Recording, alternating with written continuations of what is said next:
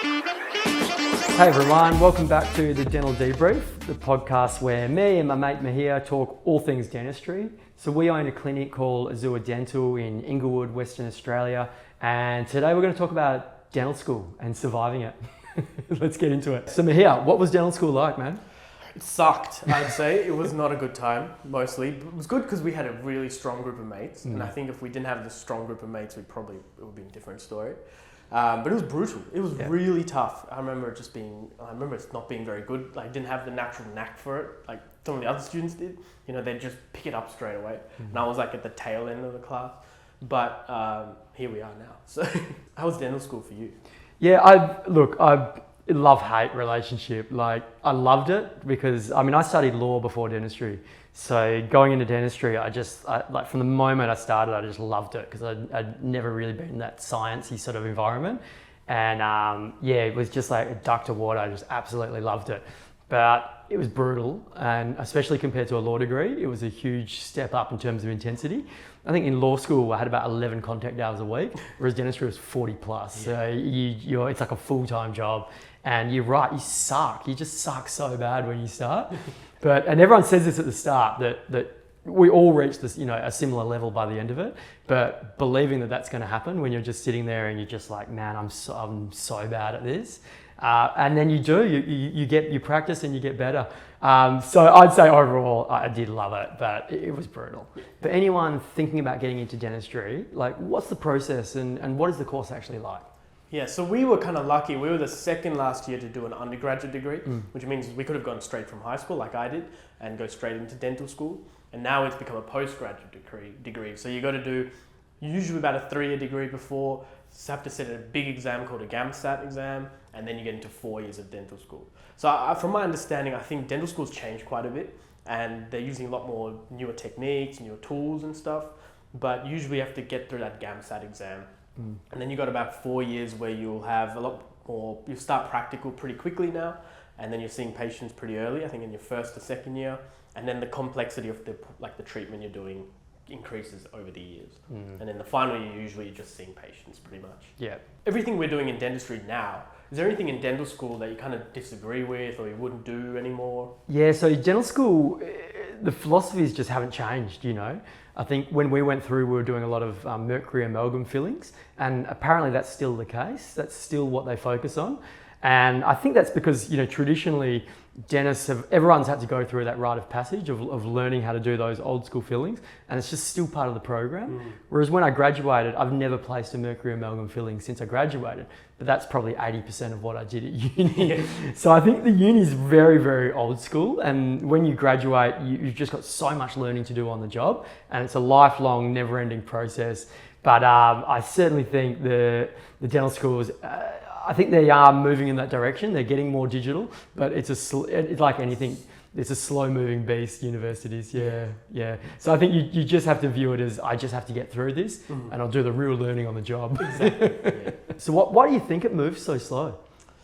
I think it's the system of universities where to make a change in a university curriculum, it just has to go through the process of signatures and signing off, but articles and new research and new materials are coming out just so quick that even as dentists, we can barely keep up outside of dental school. So you can imagine in university, it's even slower, even more difficult. Yeah, I think that their view is that you need to learn the foundations, and there might be some truth to that, but it can be a bit demoralizing as a student because you see all this cool stuff and you just want to be doing that, but instead you're doing these really, really old school procedures. But I guess from one perspective, it's like training wheels. Yeah, true.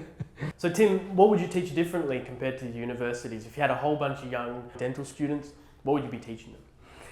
Yeah, you and I, we do a lot of teaching around Australia in this sort of adhesive, bonding, ceramic sort of stuff, which is the new version of sort of like the newer philosophy of dentistry.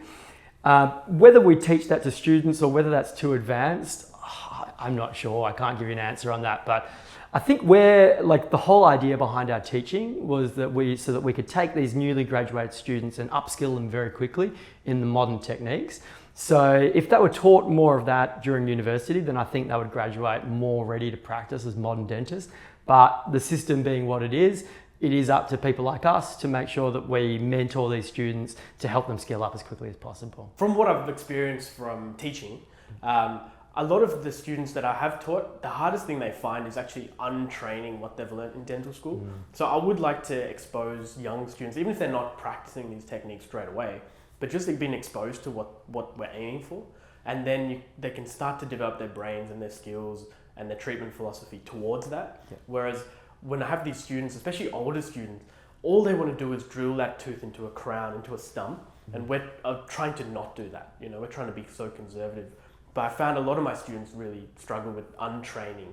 And I find from my experience in martial arts and that, untraining bad habits is way harder than learning hard, good habits. Yeah, exactly. So I think it'd be awesome to expose any young dental student to what's possible and avoid drilling so much. You're right, because old dentistry is more destructive, newer dentistry is more conservative. So you're right, once you learn those techniques, I do feel like people become heavy-handed and they have to unlearn that because it's so important to preserve every little bit of tooth. Yeah. What are the main tips you would give someone for surviving dental school? So number one, I'd say find some good mates that you really lock in some, like your squad, your little crew, that are going to help. You can help each other. You have an assignment pop up. You can work together. You can help each other in cases, because that's where the real learning will happen, is actually from each other, not from professors and lectures and that boring stuff. It's from asking questions and talking about it with each other. Number two is, I would say, don't neglect your health and your fitness and your well-being, especially when you're young. If you plant those seeds early, you can really have a long career, because dentistry is a physical job. It's very physically demanding as well as mental, and a lot of dentists neglect that part. But if you make good habits and it'll just be good for your mental health as well, to unplug, de-stress, and just play some sport, do some fitness, whatever. And then third would be, if you are lucky enough to find a couple of dentists that are in the dental school that you have a good relationship with, you respect, and they have a career that's kind of inspiring, really lock in a good relationship with them, because that's how you'll find a job. They'll recommend you to a colleague or someone. That's the easiest way to get a job out of dental school. So I reckon the most important thing is take photos of your work. So I see some dental students now who already have Instagrams, they're posting their work.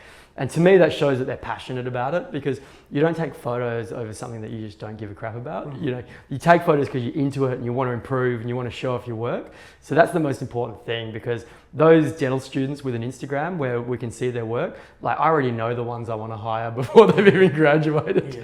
The second thing is have fun. For me, I just studied so hard. I was so into it, and I just studied.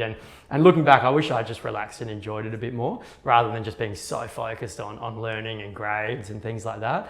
Because it is like a unique time in your life, and you don't realize until you're sort of 10 years down the track, like just how much fun it was at the time, when you're not getting yelled at or or ruining something, it is pretty good, right? And I think the final thing as well is if it's not for you, you need to work it out early, because if you go through a 3-year science degree, 4 years of dentistry, that's 7 years of your life. There's not much else you can do with that degree. You're a dentist, you're going to be a dentist. And if you just hate teeth, then you're not going to have the best career. So I think I always remember one guy in our first year who just walked out 6 months in the middle of an exam. And he just got up and walked out. Just hated teeth, and now he's like an intensive care doctor, and he's found his passion, and he went back and did a science degree and then got into medicine, and that's awesome. He just called it in first year. It was just like, if he had quit 1 week before, he would have gone straight into medicine. Look, he ended up in the best place, but don't hold out until you graduate and say maybe teeth aren't for me. Like, if you just can't see yourself working with teeth, I think just get out. Thanks for tuning in, guys. My name's Maheer. This is Tim for our latest episode of the Dental Debrief. If you have any more questions, if you want to find out about dental school, if it's worth it, if it's for you, just shoot us a comment, shoot us a DM, and we'd love to answer your questions. Thanks for listening.